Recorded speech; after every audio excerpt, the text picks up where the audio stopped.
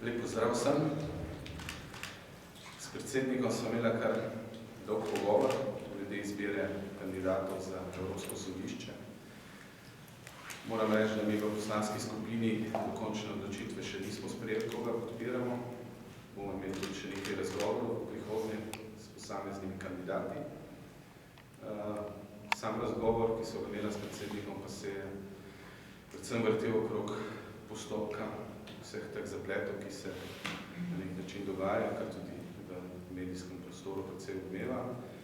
In pri obeh je zavedanje, da bo problem, če se nam zgodi podobna težava, kot je bilo v primerih prvih dveh kandidatov, kjer se praktično izven postopka zgodijo anonimke in skozi zaslišanje v evropskem delu tega preizkusa nek kandidat izpade. Če se nam to ponovi, bo to zelo slab signal in oba se strinjava, da je treba čim več narediti v to, da izberemo primernega kandidata, ki ne bo imel neke prtljage in da se to poskuša skozi vse možne preverbe tudi doseči.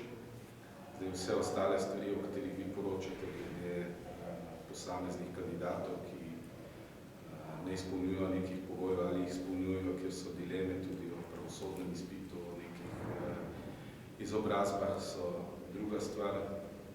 Problem pa bo, če, kot sem rekel, pride spet do tega, da na zaslišanju v Evropskem sodišču ponovno kandidata zavrnejo. Mislim, da si tega ne smemo privoščiti. Ko pravite izpolnjevanje pogojev glede pravosodnega izpita, je to, kako to vi razumete?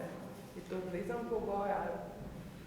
No, jaz nisem pravnik, ampak čisto po zdravi kmečki logiki, če nekdo gre na sodišče, kjer je treba soditi, in če pri nas sodnik, ki sodi, rabi pravosodni izpit, ni človek pričakoval, da tudi kandidati to izpolnjujo in glede na različne odgovore in dileme, ki so v javnosti in v medijih prezentirane, pričakujemo, da se bo to razčistilo še pred dokončno odločitvijo.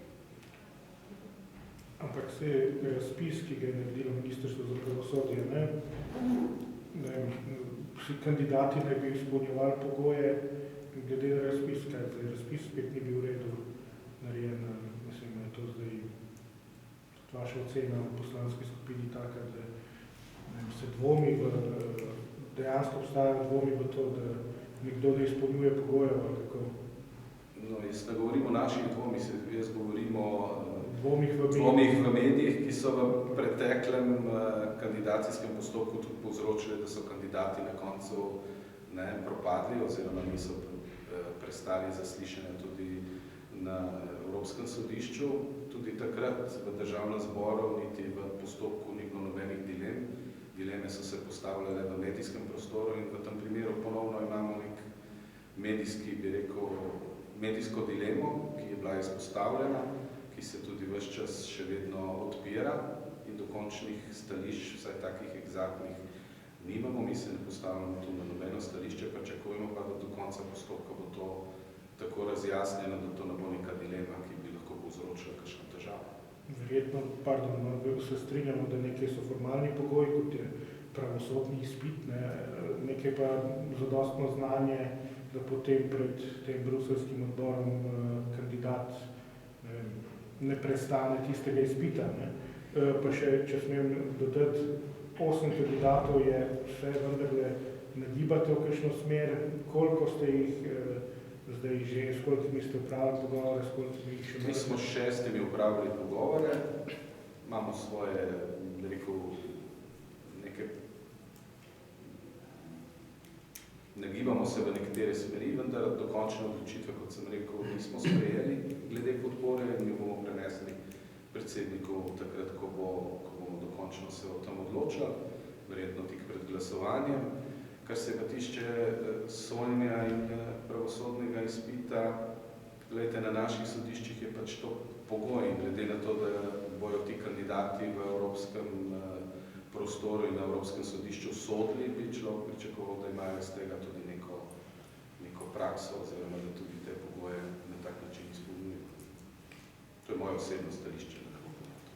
Sam še Rekli ste, da boste to, mislim, da bi se radi izognili tej blamaži, kot se je zgodila prvič. Kakšen je torej recept? Vnovične preverbe, vnovični pogovori? Kdaj pričakujete, da bo glasovanje v državnem zboru in ali se lahko zgodi, da bo predsednik tokrat poslal enega kandidata, tako da bomo šli pač postopno? Ali bi No, glede tega boste morali vprašati predsednika, kako bo kandidate pošiljal. Mi dva s predsednikom so se pač pogovarjala in zavedala, da je to nek problem, ki smo ga pač zaradi prvih dveh spodrsljajev podedovali in na nas in na njemu je, da se postopek odpelje tako precizno, da ne bomo takih podobnih težav ponovno naleteli, ko pridemo do končnega zaslišanja na Evropskem sodišču. To je bilo v bistvu poanta razgovora.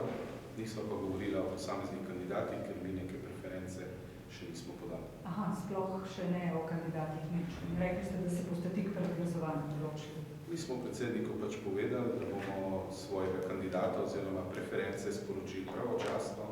Nimamo še danes, glede na to, da smo zaenkrat zaslišali, oziroma so se predstavili 6 kandidatov, bomo počakali še ostale in na koncu tudi sprejeli odločitev, koga podpiramo. Hvala. Hvala.